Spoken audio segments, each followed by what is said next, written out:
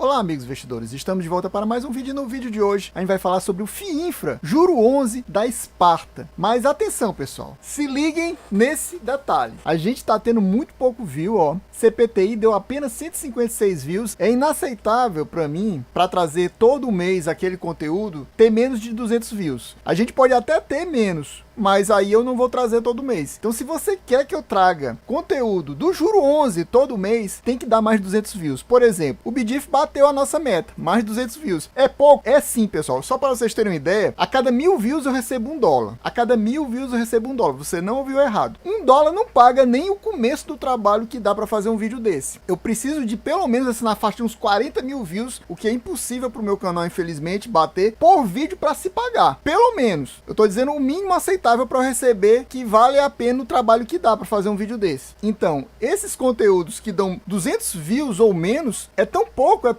que é praticamente como se estivesse ganhando centavos. Então, realmente não vale a pena trazer um conteúdo mensal para ter tão poucos views. Eu posso fazer tipo o TRXF. Eu fiz um vídeo 6 meses atrás, deu menos de 100 views, fiz esse aí, deu 181, os dois muito pouco, mas com muitos meses de diferença. Agora, para trazer todo mês, no mínimo tem que dar 200 views, pessoal, 200 ou mais. O ideal é que seja 400, 500 e se aproximando cada vez mais de 1000. A gente teve muito pouco de CPTI, então mês que vem não vai ter vídeo CPTI. Quando eu falo essa quantidade de views, pessoal, é considerando um prazo de 30 dias, mas com certeza ele não bate 200 views em 30 dias, porque normalmente na primeira semana até os 10 dias é que temos a maior quantidade de visualizações, depois disso cai muito, então não vai bater 200 views isso aqui. Cadif tá ridículo, uma semana 87 views, já era para estar com mais de 100 views com certeza, tanto que o BDIF com 9 dias está com quase o triplo do Cadif. Então se liga e me ajude a divulgar o conteúdo, deixe like, comente, se inscreva no canal para a gente conseguir ter mais visualizações, porque mostra que o pessoal está interessado, e mostrando que o pessoal está interessado, o YouTube espalha para mais pessoas, e espalhando para mais pessoas temos mais views. Então vamos lá começar o vídeo. Estamos aqui no relatório do mês de dezembro, que se refere aos dividendos pagos agora no mês de janeiro, que foi de R$ 1,50. Mas antes de começar a leitura do relatório, eu vou trazer alguns números importantes para vocês. No momento, o valor de mercado da cota é R$ 106,89. O valor patrimonial, R$ 102,27. O que nos dá um P sobre VP de 1,05, ou seja, o fundo está 5% acima do valor patrimonial. Muita gente não gosta de investir em fundo de papel que está acima do valor patrimonial. Nem 1%, quanto mais 5%. Então essa é a primeira indicação que eu faço para vocês. Muita gente pode achar que isso aí é recomendação de não comprar, mas aqui a gente não faz recomendação nem de venda e nem de compra de nenhum fundo imobiliário, FIAGRO, FIINFRA ou ação, inclusive do Juro 11. Você vai pegar essas informações e estuda melhor, e aí sim você vê se vale a pena ou não para você. Mas lembrando que a maioria desses FIINFRAs, os bons, os top, estão acima do valor patrimonial, ou seja, se você quer entrar nesse mercado de FIINFRA, no momento, vai pagar algum ágio. Só não paga ágio se você pegar um fundo que está descontado por algum motivo, que normalmente é o quê? Porque ele está pagando um dividendo muito baixo. Aí com o dividendo muito baixo, muita gente sai do fundo, o fundo perde valor e fica abaixo do valor patrimonial, logo descontado. Mas se você pegar um desses que está pagando bem, com um dividend yield interessante, no momento vai ter que pagar ágio. O último dividendo distribuído foi R$ 1,50, o que equivale em relação ao momento de fechamento da cota no final de dezembro a 1,36%, ou seja, um dividend yield do mês muito top. E dentro do ano ele distribuiu 12,4%, um dividend yield fraco para mim, mas foi o terceiro maior dividend yield entre os FIINFRAs. Mas na nossa bolsa não temos muitos FIINFRAs, são cerca de 12 FIINFRAs. 12,4 é um baixo dividend yield, é basicamente um dividend yield abaixo de alguns fundos high grade, de fundos imobiliários de papel. Basicamente a maioria dos FIINFRAs, para quem não sabe, são fundos high grade, diga-se de passagem. Em relação ao P sobre VP, ele é o segundo mais caro da nossa bolsa. Em relação ao patrimônio líquido, atualmente ele é o terceiro maior patrimônio líquido da bolsa. Eu estou falando em comparação com seus pares, ou seja, em relação a outros FIINFRAs. E o número de cotistas é o maior. É o FIINFRA com o maior número de cotistas, cerca de 37.500. O que, se você for comparar com vários fundos imobiliários, é um baixo número. Mas você tem que ver que a maioria dos FIINFRAs são recentes. O Juro 11, por exemplo, acabou de completar 2 anos na bolsa. E como ele ainda é um fundo de base 100, aí complica mais ainda a quantidade de cotistas, né? A liquidez diária dele é muito boa, 3,5 milhões,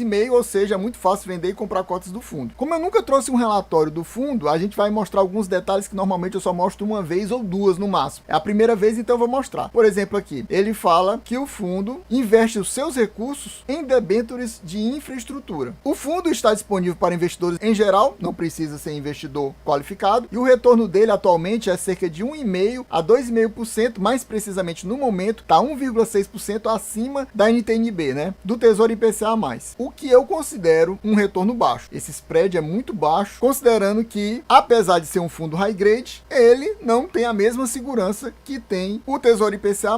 Não tem. E é renda variável. Como ele é renda variável e não tem a mesma segurança, eu acho que 1,6% ao ano, eu acho que é um retorno baixo. Agora, diga-se de passagem, aquele dividend yield que a gente falou de 12,4% no ano, que deixou ele na terceira posição de maior dividend yield de FIINFRA, foi baixo exatamente por um motivo que a gente vai mostrar daqui a pouquinho no relatório. Mas antes disso, vou mostrar mais outros detalhes do fundo antes de entrar no relatório. Vamos lá. Aqui a gente tem o código do fundo, Juro 11, como a gente já falou. O nome do fundo é esse aqui, Sparta Infra, FIINFRA. O fundo teve início na bolsa em dezembro de 2021, completou 2 anos e 1 mês. Taxa de administração 1%, o que é uma taxa de administração ok. Ainda bem, não tem taxa de performance. O administrador é o BTG Pactual e a gestora é a Sparta. E ele ainda tem como formador de mercado a XP Investimentos. E a rentabilidade alvo dele é 1,5% a 2,5% da NTN-B, ou seja, do Tesouro IPCA+.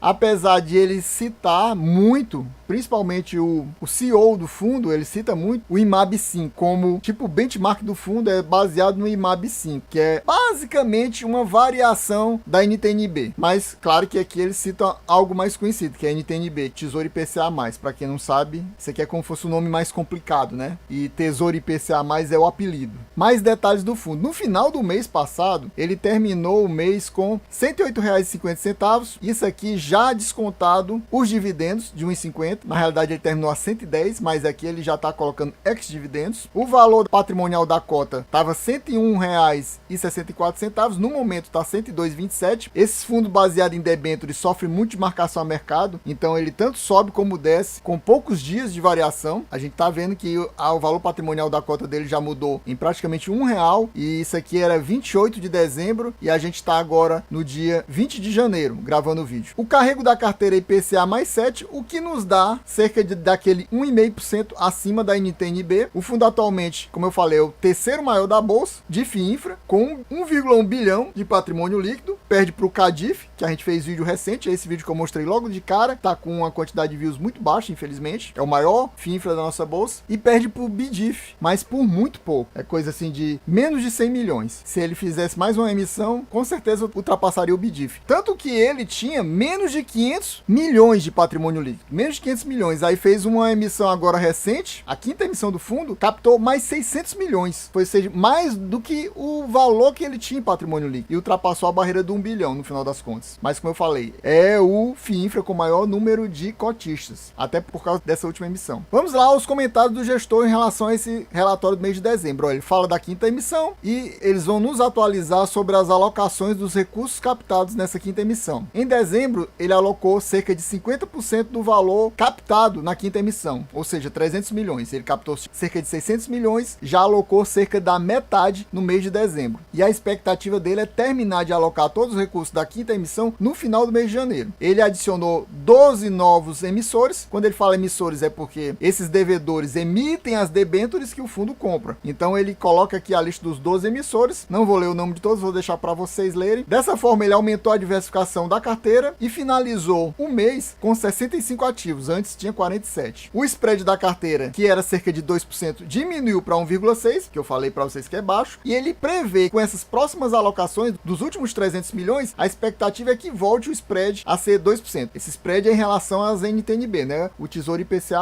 E aqui, ó, em relação a 2023, ele fala aqui que a performance geral do fundo foi de 15,1% no ano, 2,6% acima do IMAB5. Como eu falei, ele vai citar muito IMAB5, a gente vai mostrar só essa citação dele aqui. Aqui ele tá errado, né? Colocou um B a mais aqui. E para encerrar essa parte do comentário do gestor, ele fala que encerrou o ano de 2023, né, como sendo o maior FIINFRA em número de cotistas, como a gente já falou para vocês, com 37.500 cotistas, e com o terceiro maior patrimônio líquido, né, só atrás do CADIF e do BDIF. E que o fundo continuou com a mesma diretriz de todas as estratégias da gestora, a Esparta, ou seja, ser um fundo para investimento de longo prazo, ou seja, o foco deles é no longo prazo e não no curto prazo. Aqui a gente vê as últimas 12 distribuições do fundo e a gente vê claramente aquele motivo que eu falei para vocês. Por que que o dividend yield num fundo que pagou no último mês um dividend yield mensal de 1,36%, deu um dividend yield no ano todinho apenas 12,40%? Exatamente porque o primeiro semestre foi péssimo. Você vê que teve um mês que ele distribuiu 50 centavos, teve um mês que distribuiu zero. Por que que ele distribuiu zero? Porque ele tem uma regra no regulamento dele que ele só distribui quando o valor patrimonial da cota está acima de 100. Se tiver abaixo de 100, ele não distribui. Nesse mês de fevereiro do ano passado, ele estava com um valor patrimonial da cota de 98, era 99 reais. Então ele não distribuiu dividendos. E aí você vê que depois, no mês seguinte, só 25 centavos, depois só 75 centavos, depois teve uma recuperação para 1,25, 1,25, e só a partir do mês de julho que ele começou a distribuir bons dividendos. Aí foi 1,50, 1,75, 1,50, 1,50, 1,50. Aí ele se valorizou muito nessa época aqui, principalmente até o final do mês de abril. A cota do fundo estava abaixo de 100 reais, estava variando entre 97, 98, 99 reais, ou seja, estava descontado em relação ao valor patrimonial. Mas a partir do mês de maio ele começou a se valorizar e aí não parou mais, batendo aquele valor máximo de 110 reais que foi no final do ano passado. Foi o topo dele no ano passado, 110 reais. E agora a gente já viu que ele já perdeu um pouco mais de fôlego, né? Tá nessa faixa de 106,89, quase 107 reais. Aqui temos a carteira do fundo, mas antes de mais nada, antes de continuar, eu gostaria de perguntar para vocês: você possui o Juro 11 na sua carteira? Ou tá pensando em colocar? Que outro FII Infra você possui na sua carteira? Coloque aqui nos comentários pra gente trocar informação, trocar figurinhas. E, meu amigo, se você não é inscrito, não perca mais seu tempo, se inscreva agora, deixa aquele likezão, que como eu falei, é importante pra gente aumentar o engajamento e com isso, aumentar a quantidade de views. E aumentando a quantidade de views, trazer vídeos desse ativo mais vezes, todo mês trazer informações atualizadas desse FII Infra pra você. E não esqueça de ativar o sininho para receber as notificações dos próximos vídeos o mais rápido possível